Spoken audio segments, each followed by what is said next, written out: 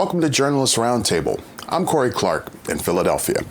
Joining us this week are Jaxon White from the LancasterOnline, Ben Wasserstein from WITF, and Justin Sweitzer of City and State, PA. Justin, we'll start with you.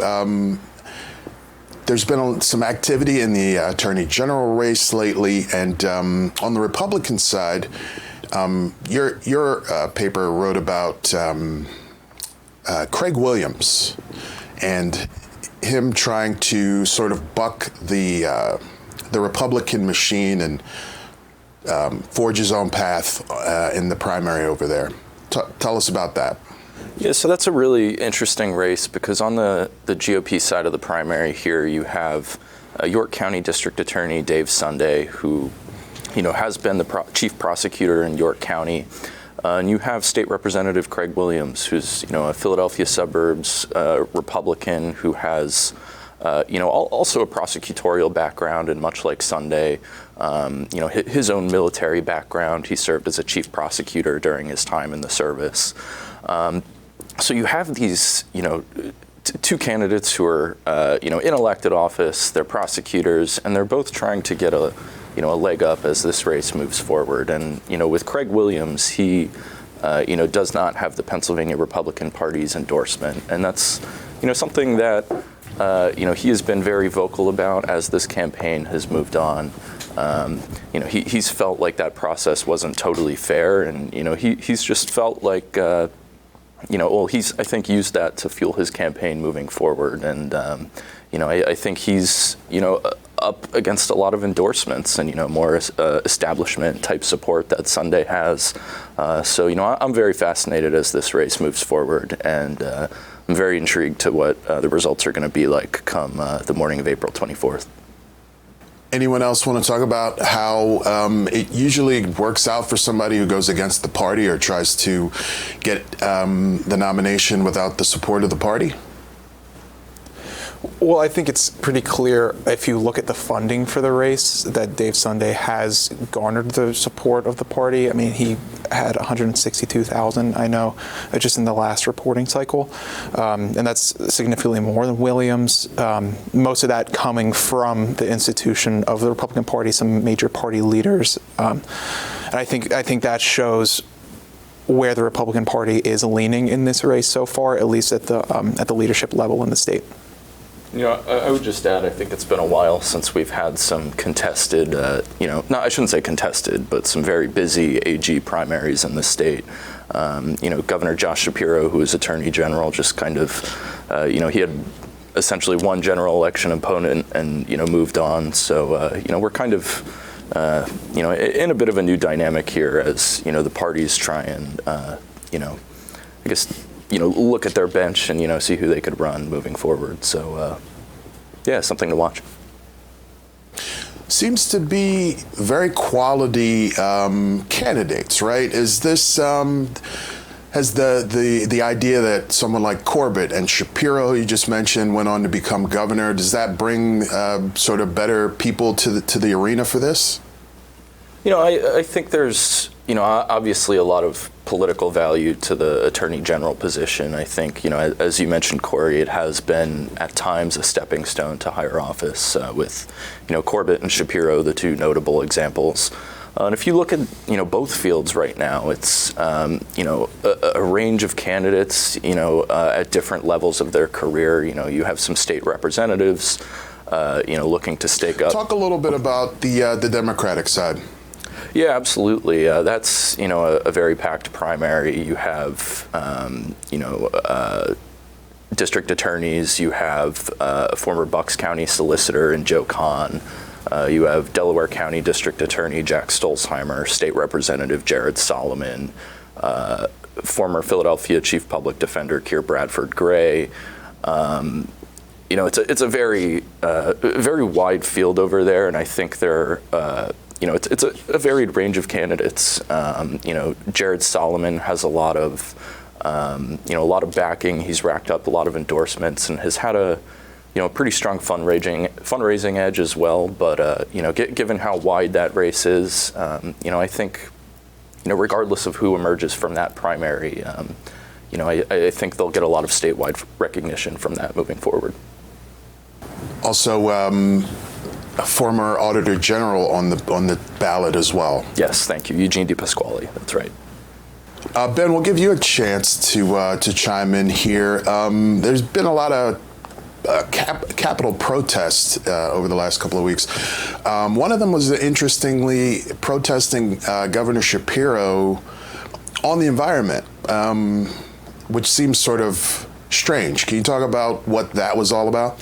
Well, Pennsylvania Action on Climate is also kind of aligned with certain organizations trying to end PA corruption and dark money going into politicians. So they were really annoyed about having certain, specifically people like groups like the Democratic Governors Association, which has taken in money from fossil fuel companies. So they were argumentative about that situation and wanted to protest and speak with Shapiro or a member of the Shapiro administration.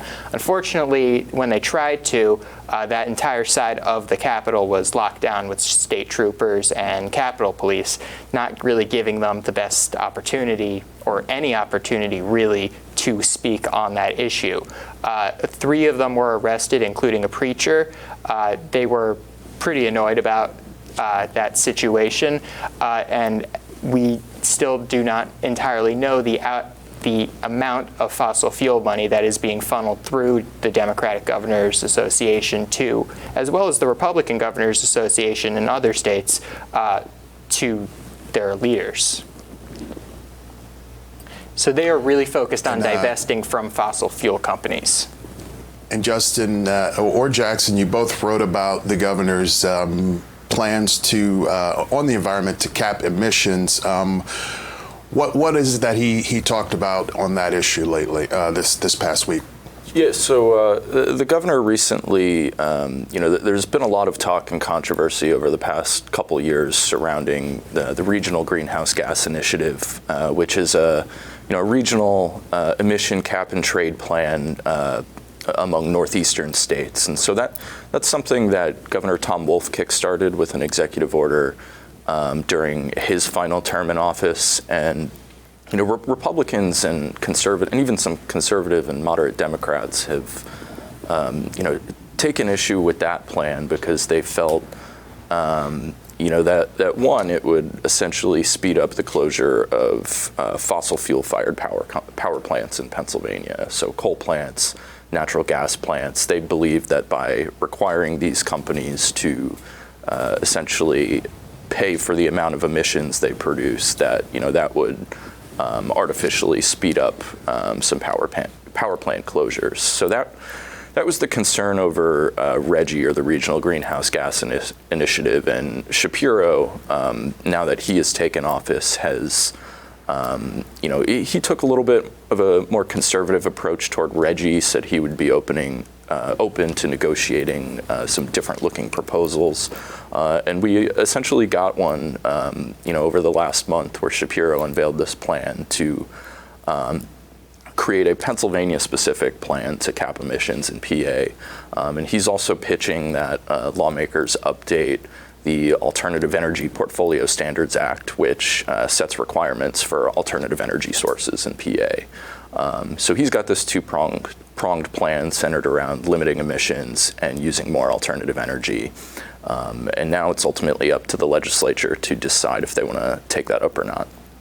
Jaxon, there were more protests that you covered. One was in relation to the Israel-Hamas war. Actually, before we get to that part, there was a protest at the Treasurer's office in relation to Pennsylvania's connection to the Israel-Hamas war. Can you tell us what that was about? Yeah. And there were some legislators on scene as well. Yeah, there were 2 legislators there, but it was mostly a coalition of anti-war groups looking to protest Pennsylvania's investment into the country of Israel in the form of bonds. I know they were outside of Treasurer Stacey Garrity's office, and they staged a die-in where they lay it on the ground, and they said that it was to represent the people that have passed or that have been killed in Israel and Hamas in the war. They were upset that Pennsylvania has invested more than $56 million in Israeli bonds, and they were mainly asking or demanding that Stacey Garrity divest from Israel and remove the bonds from Pennsylvania's possession. Right, but it's in the scheme of things, there's nothing out of the ordinary about Pennsylvania's investment in Israel, right? I mean, the war really has nothing to do with that, and it's a very small part of the budget. Yes, it is a small portion of the budget. I know that the protesters. Or I meant the Treasurer's Department, the office there pointed out to how small it is. And they also said that many treasurers in the past have invested in Israeli bonds before. I think where the protesters were coming from, at least many of them mentioned to me that about 20 million or so was invested after the initial attack from Hamas on October 7th. So they're correlating the investment post that attack with Pennsylvania support for the Israel side of the war. And also, there was a theme of protest, but there was also that group. Some people in that group were connected to another protest that staged. They're starting a movement of uncommitted for Joe Biden in the primary. So, can somebody explain to us what that uncommitted movement is and what that means for the presidential primary in Pennsylvania? Well, it's more of to show that there is some opposition to Biden becoming president, and to show that he is not the ideal choice among many Democrats, mainly due to his response to the war in Israel and Gaza. So the uncommitted one is to show that there could be some people who won't end up turning out in the general. Now, there's no way to say that that's actually going to end up happening, but it's more of a protest vote type of situation. Yeah, and the group is the Democratic Socialists of America. This part of their group was based in Lancaster. That's why I ended up writing a lot about it. They're looking for 40,000 Democratic voters to, as Ben said, protest President Biden in the presidential primary on April 23rd. 40,000 is a little bit about 1% of Democratic voters in the state. They pointed to the success in other states across the country where more than 100,000 or hundreds of thousands of voters total have protested President Biden. So it'll be interesting to see what happens on April 23rd with that movement. What would that mean for the primary, though? Because it would be a write-in campaign. But let's say they get what they wanted. What would be the fruit that would come from that? What they're looking for is an immediate ceasefire in Israel, and mainly they want an immediate ceasefire in Gaza. I meant that's the main thing that they're looking for, and they've said that if in the general election, this has no impact on the general election. This is just to try and push the bill in America and with the Biden administration on looking for an immediate ceasefire in Gaza. That's where they're coming from, at least. I also want to add that they're not just calling for an immediate ceasefire, they're calling for a permanent ceasefire. We've seen the vice president and the president call for an immediate ceasefire that would last 6 weeks in order to get the hostages out, get humanitarian aid in, but would eventually end up with Israel continuing its campaign. So they are really looking for a permanent end to the bombing. So speaking of the election, Jaxon, you wrote about voter ID, which is sort of an issue that we hadn't really heard about for a while, but now in primary season, it's come back. So what's the latest on voter ID? What are folks in the legislature up to? Yeah, so House Republicans this week kind of renewed their calls for the legislature to pass voter ID requirements in Pennsylvania.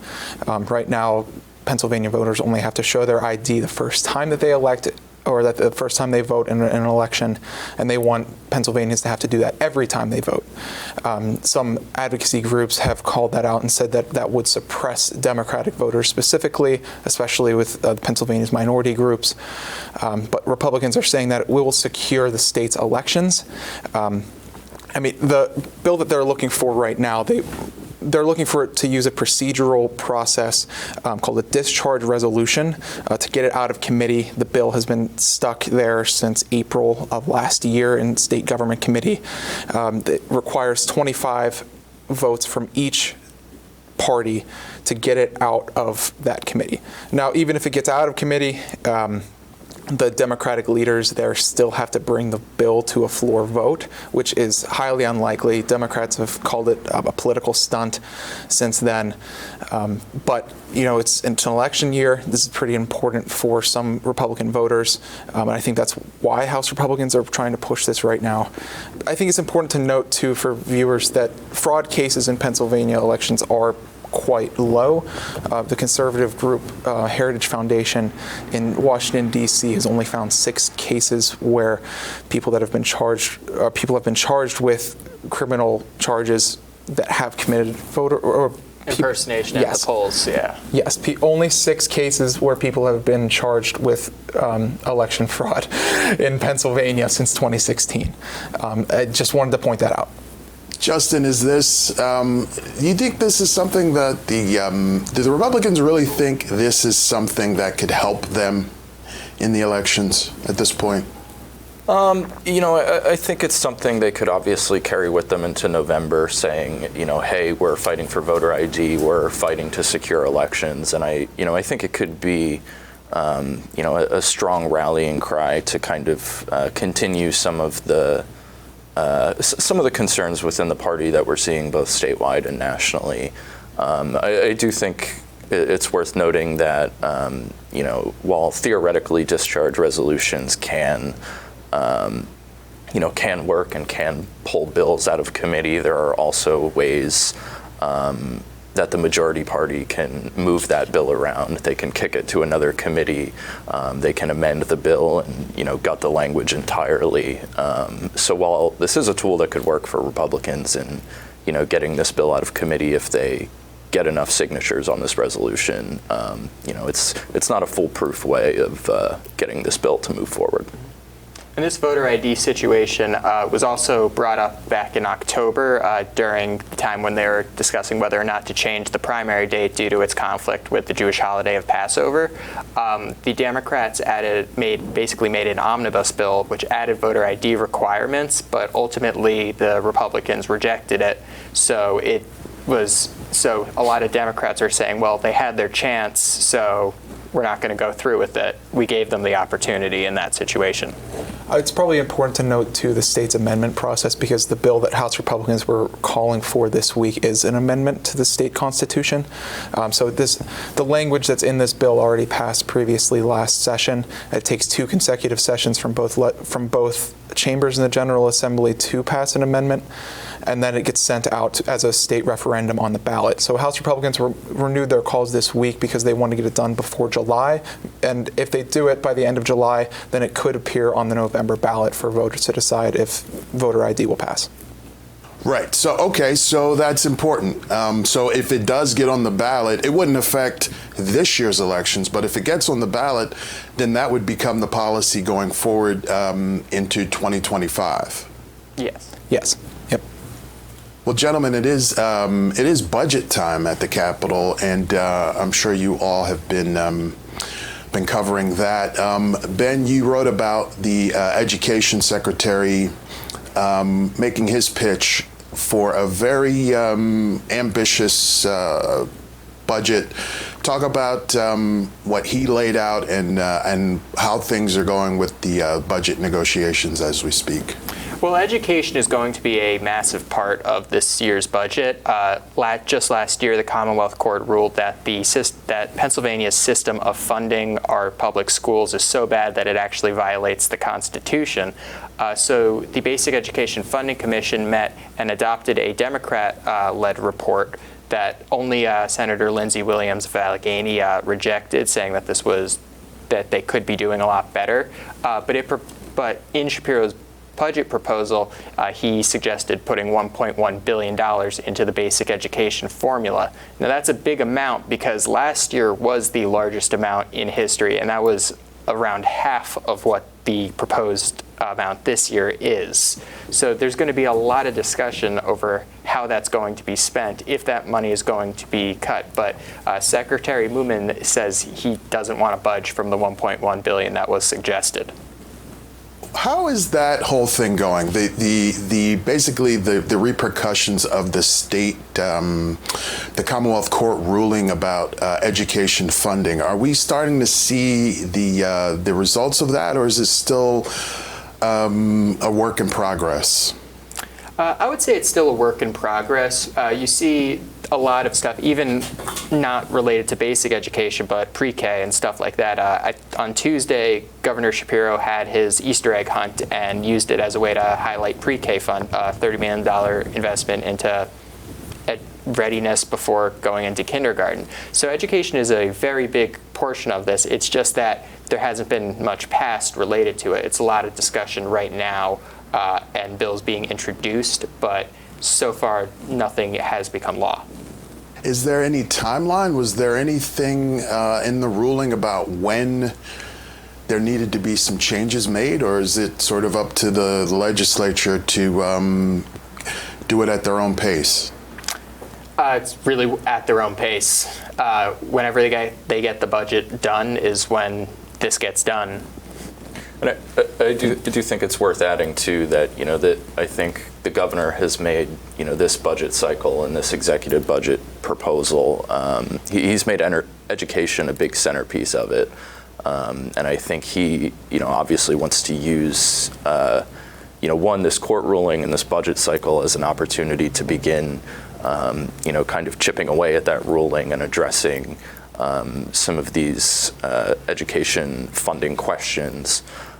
So I think this budget, once it gets finalized, will give us a good glimpse into not just what we're doing this year on education, but the path we might take as a state in the following years. Because I think, as a lot of lawmakers will tell you, this is not a single year issue that's going to get addressed. It's really probably going to be It's probably going to take several years to get funding where it needs to be and address what the court had identified. Along the lines of education, Jaxon, you covered the federal Secretary of Education when he came to Pennsylvania. What was he doing when he was here? Yeah, he took a quick stop to talk with some teachers from our area out in Lancaster about some student debt funding, loan forgiveness. And really the teachers were just sharing their stories with the secretary about how some changes that they made to the program since President Biden has entered office have really helped them. One woman I remember told her story where almost more than $50,000 of her loans were forgiven from so it's really been impacting a lot of people, at least the teachers that were there that day. And really it was just a pit stop. I know that the secretary had visited a couple other schools in the state, and a lot of the other secretaries in the Biden administration have been ramping up their tours across the country as we're headed into the presidential election this year. One final education angle before we run out of time. Ben, you wrote about a connection with Dolly Parton. Talk about how the legislature and Dolly Parton will be working together. Well, Dolly Parton has her Imagination Library, which was launched in '95, and several states have created a statewide program, which is basically creating a statewide nonprofit, essentially. There'll be its own fund for it, although people will be able to donate to it. So it'll be an opt-in program for children up to the age of 5. When they turn 5, they'll get a book about heading off to kindergarten. But it would basically be giving children under that age-appropriate books, depending on how old they are, what year of life they are in, and even down to what month they're in, just to get them ready. They're all vetted by a board to be appropriate and to just get reading skills just developed before you start entering basic education, before you start entering kindergarten, where you start getting graded and start having some of those difficulties that we all remember from elementary school. All right, well, we're out of time. I'd like to thank our guests, Jaxon White from LancasterOnline, Ben Wasserstein from WITF, and Justin Sweitzer from City and State PA. Thanks for watching Journalist Roundtable. I'm Corey Clark. Good night.